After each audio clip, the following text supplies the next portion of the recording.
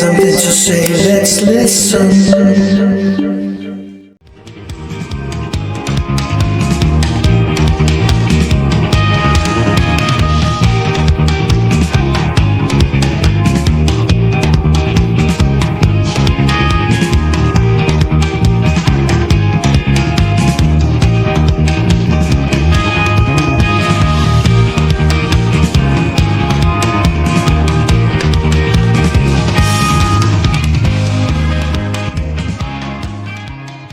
Man on the Street here with Annabella from Bow Wow Wow. And Annabella, you are wearing an Archie's ice cream t-shirt.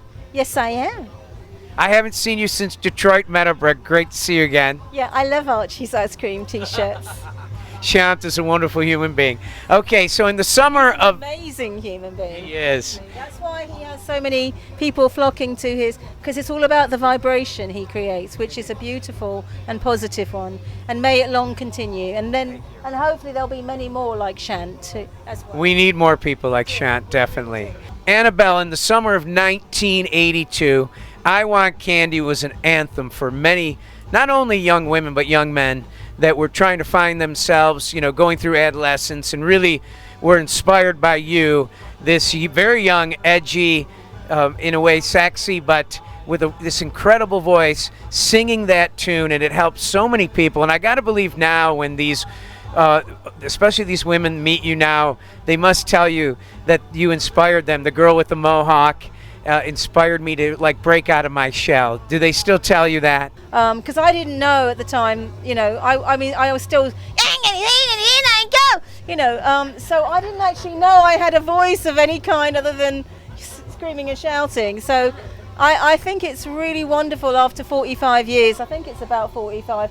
They tell me it is, because I'm supposed to be doing a tour in the UK, but that ain't looking too great right now. I'm hoping it will change very soon. But the Blitz interview is awesome, by the way.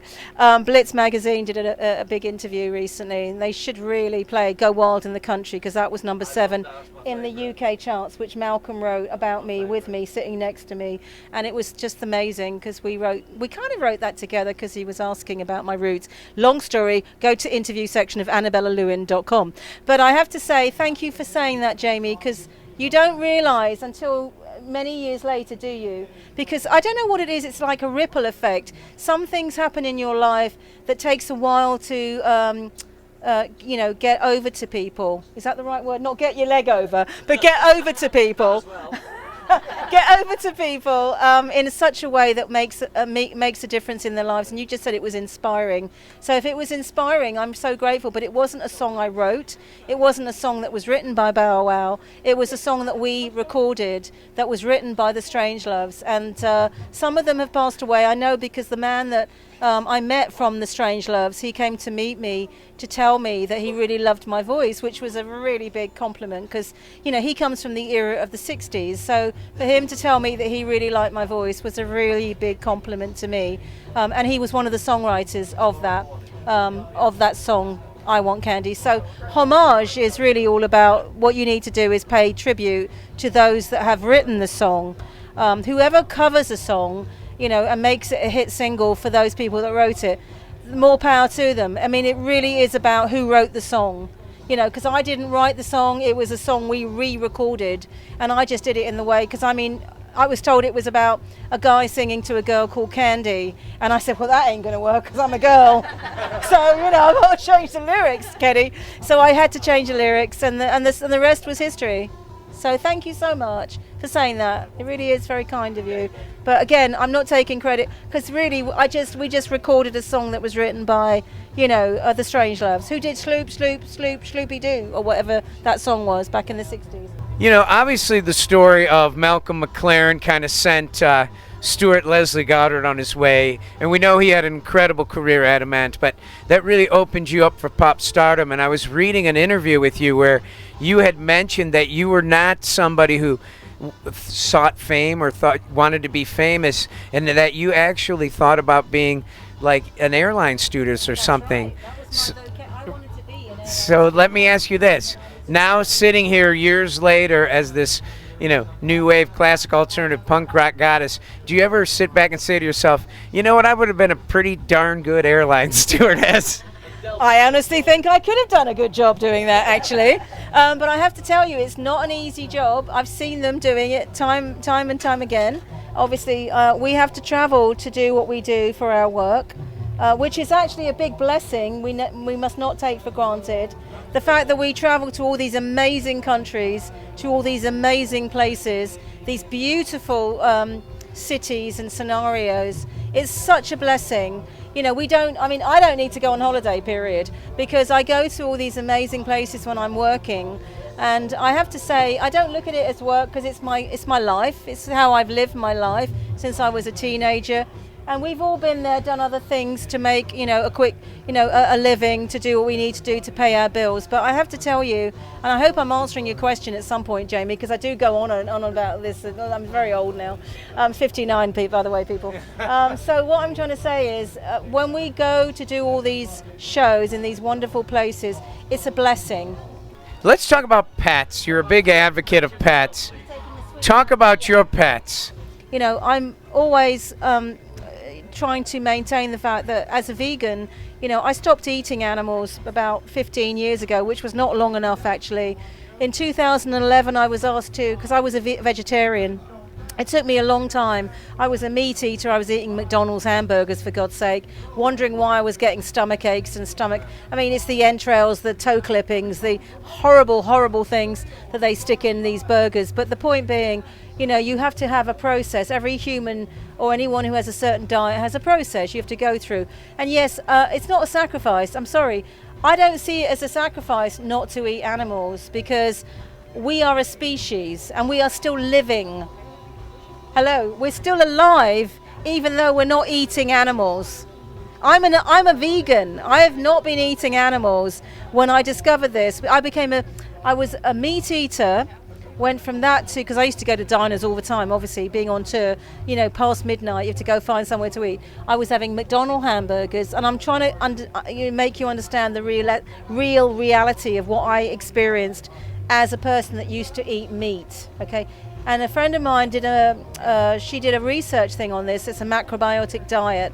And she said all red stuff makes you angry. All red, because salmon are fighting to get upstream, they're angry. And you think that this is a joke. This is actually very true. Your cells are ingesting other cells that have been tortured, that have been killed in a very vicious and horrible way. And you're putting that into your own body. No wonder people are angry, and they've also got big bellies, may I add. But I also have to tell you, you're telling me I look good for my age. I'm 59. I've been a vegan for only 15 years. This is nothing. I've been a vegan for 15 years. So I was a vegetarian for 20 years before that.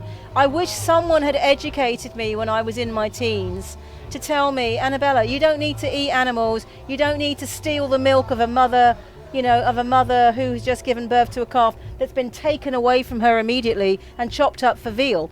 You need to actually understand that what you're doing is making it painful for other animals, sentient beings that are living and breathing like you, but they just happen to be a cow or a pig.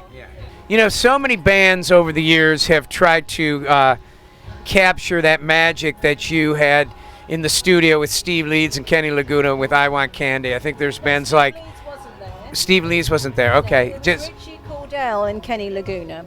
But I was going to ask you, because bands, there's been like Good Charlotte, Bouncing Souls, Cody Simpson, Aaron Carter. All these people have tried to recapture that magic, and none of them seem to be able to equal, even close to that recording of I Want Candy. And I just wanted to tell you that it's amazing, and whatever magic that happened that day in the studio was like catching lightning in a bottle. Yes, I would agree with that theory. And what a beautiful image, catching lightning in a bottle. Have you seen that movie, by the way? Sweet Alabama. What's it with That's what they said in the beach. It's so romantic. It's so romantic. It really is. It's such a chick flick. I love things like that. But yeah, Sweet Home Alabama. Sweet Home Alabama. Yeah, lightning in a bottle. I agree with that. And thank you so much for saying that. I don't know. Thank you so much for being on Man in the Street. I've wanted you on the show forever, and it makes my heart warm. Thank you. Glad. Thank you so much. That's very sweet of you. We're lucky to have her, Annabella.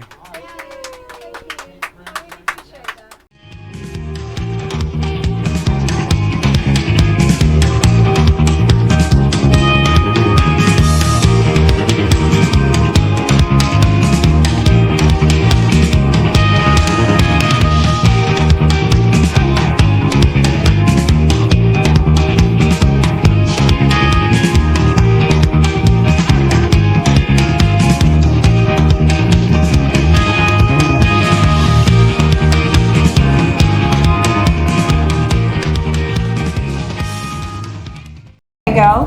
Hi, I'm Annabella Lwin of Bow Wow, and I'm here with this chap called Jamie Wakeling, the man on the street.